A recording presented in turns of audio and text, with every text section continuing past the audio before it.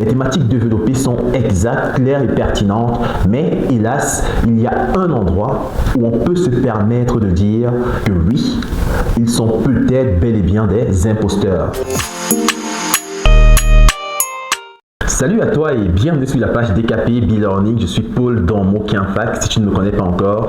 Et sur cette page, nous parlons de techniques de gestion, de stratégie et de création de valeur, car nous sommes convaincus que chaque Africain a une carte à jouer pour l'industrialisation du continent. Alors, si cette thématique te parle, tu as deux choses à faire. La première, abonne-toi à la page et active la cloche de notification pour ne rien rater de nos contenus à venir. La deuxième, partage de contenu, mais à une seule condition, si et seulement si ce contenu t'a réellement apporter de la valeur. Alors dans cette vidéo, il est simplement question pour nous de faire une petite démonstration et l'objectif est tout simple. Est-ce que oui ou non, tous ces créateurs de contenu que vous avez eu à voir sur la miniature sont ou ne sont pas des imposteurs? La réponse, vous l'aurez en fin de vidéo. Notre analyse sera chiffrée comme toutes les analyses à venir et sera principalement basée sur la création de contenu qu'ils font sur le réseau social YouTube. Nous sommes donc partis sur la base de leur réalisation, sur la base des différentes thématiques abordées pour dire si oui ou non ils peuvent être traités d'imposteurs. Déjà, il faut préciser un fait. Toutes ces personnalités, parce que oui, elles le sont, ont une mission claire et bien définie dans le cadre du contenu qu'ils proposent.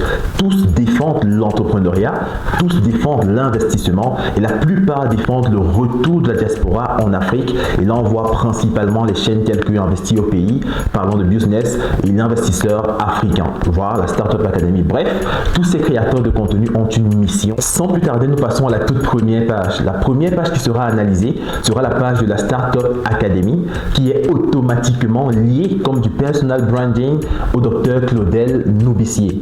Déjà, ce qu'il faut savoir, la page de la Startup Academy a été créée le 25 février 2016, soit à cette date près de 7 ans, avec au moins 2214 vidéos publiées à ce jour, ce qui fait un ratio d'environ 317 vidéos publiées par an. Et lorsque je vois beaucoup de personnes vouloir dire je vais percer sur les réseaux ainsi de suite, est-ce que vous vous rendez compte de tous les efforts que cela représente de publier chaque jour littéralement une vidéo, car publier pratiquement 317 vidéos par an, cela suppose que ils n'ont pas de repos. Maintenant, je conçois qu'il y a une équipe par derrière et c'est la preuve qu'il y a un travail acharné. Que l'on soit d'accord avec eux ou pas, il faut l'avouer, il y a un très gros travail derrière. Le thème général qui est abordé par la page de la Startup Academy, qui est une association, c'est l'entrepreneuriat et l'investissement.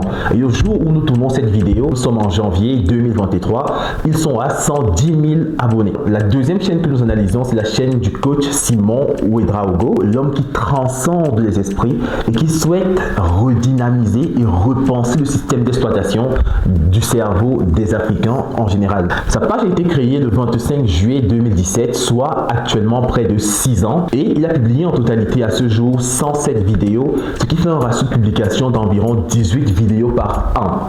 On se rend compte que par rapport à la page de la Startup Academy, il a un ratio de publication un peu plus faible, mais ce qui est choquant, c'est qu'il a plus d'abonnés, car il se retrouve avec près de 118 000 abonnés au jour où nous tournons cette vidéo en janvier 2023. Les thématiques abordées sont sensiblement les mêmes et il parle d'entrepreneuriat, d'investissement, de finances, de mindset, de développement personnel.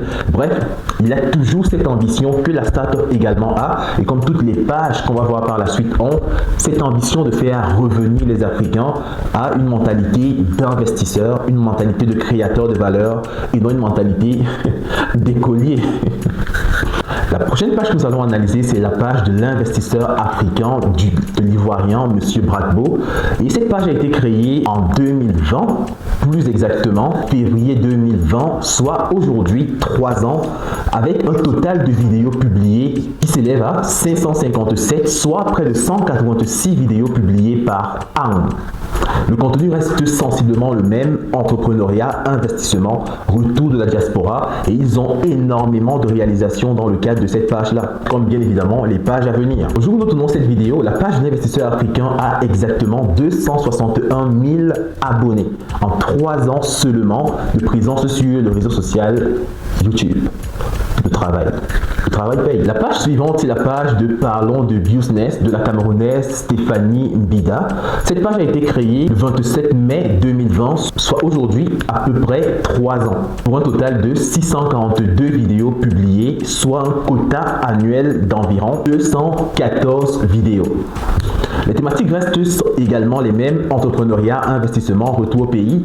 Et ce qu'elle prône principalement, c'est la diversification en termes d'investissement. En ce sens-là qu'elle a ramené dans le game un élément nouveau qui est les déplacements. Elle part dans plusieurs pays différents et elle nous fait comprendre que la démarche entrepreneuriale reste la même, quel que soit le pays africain dans lequel on se trouve. Elle compte à cette date exactement 283 000 abonnés. Et la dernière page que nous allons analyser, c'est la page de Investir au pays du Camerounais Philippe Simo. Une page qui a été créée le 10 janvier 2018, soit aujourd'hui près de 5 ans, pour un nombre total publié de vidéos de 1716 vidéos, soit un ratio de 343 vidéos par an. J'ai vraiment besoin que l'on se calme et que l'on accepte exactement que ces gars bossent. Ils travaillent et on ne peut en rien leur enlever ce mérite-là. Vraiment félicitations, je suis fier d'être africain comme vous, je suis fier de voir des personnes qui témoignent au jour le jour que le simple travail paye. Aujourd'hui, toutes ces personnes ont des rémunérations sur leurs différentes pages et je vous invite à dire en commentaire si et seulement si vous souhaiterez avoir des analyses plus détaillées de leurs différentes pages avec les revenus potentiels qu'ils gagnent, les stratégies qu'ils ont eu à mettre sur pied, et on le fera certainement si on a plusieurs demandes en commentaire. Allons-y pour 10 demandes minimum. Maintenant, vous me direz pourquoi avoir fait toutes ces statistiques et en quoi est-ce que ça a un lien avec la miniature de la vidéo qui cherche à savoir si et seulement si ces personnes sont ou non des imposteurs. Déjà, je vais peut-être vous décevoir, mais le contenu qu'ils proposent, oui, il n'y a rien à dire. Les thématiques développées sont exactes, claires et pertinentes, mais hélas, il y a un endroit où on peut se permettre de dire que oui, ils sont peut-être bel et bien des imposteurs, car il ne faut jamais confondre la nationalité du créateur de contenu à la nationalité de la page du créateur de contenu. Il faut le dire, il faut le signaler que de base, c'est pas un élément que ces créateurs de contenu revendiquent et ça se comprend très bien. Tout simplement parce que tout créateur de contenu qui loge sa page en Afrique, du moins dans certains pays africains tels que le Cameroun, tels que la Côte d'Ivoire, etc., a de fortes chances de ne pas pouvoir monétiser son contenu. Alors pour le faire, il est généralement question de domicilier les différentes pages dans des pays éligibles. Raison pour laquelle je vais peut-être vous surprendre en vous disant cela, mais la nationalité du docteur Claudel Nourricier, c'est camerounaise, mais sa page n'est pas de nationalité camerounaise, sa page est de nationalité belge. Philippe Simo, qui porte la page Investir au pays, est de nationalité camerounaise, mais sa page est de nationalité française. Il en va de même pour la page de Parlons de Business, qui est une page américaine, dont des USA, et qui est portée par Stéphanie Mbida, qui elle-même est camerounaise. Et il en va de même pour l'investisseur africain, qui a une page française, mais qui est de nationalité ivoirienne, pour le coach Simon Ouedraogo, qui a une page française. C'est le seul élément sur lequel on peut se baser pour dire que ce sont des imposteurs, car ils ne sont pas de réels créateurs de contenu. Par exemple, si on prend le cas du docteur Claudel Nourricier, il n'est pas un réel créateur de contenu camerounais, c'est un créateur de contenu belge. Tout simplement parce que sa page, les statistiques, les références, tout est pris en considération dans le cadre de la Belgique. Alors, je vois beaucoup de personnes commencer à dire, bref, commencer à créer des débats inutiles. Cela n'enlève en rien la pertinence du travail que ces personnes font. Je suis d'ailleurs fan de toutes ces personnes-là et on ne peut que parler des personnes qui prouvent et qui démontrent au quotidien que l'Afrique a vraiment une carte à jouer pour l'industrialisation du continent.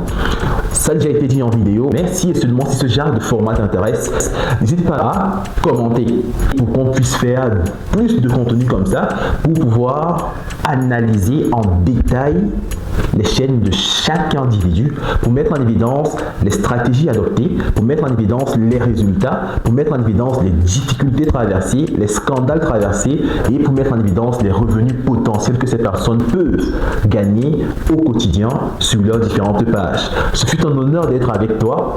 Si seulement cette vidéo t'a plu, tu t'abonnes à la page, tu partages le contenu et rendez-vous à la prochaine vidéo.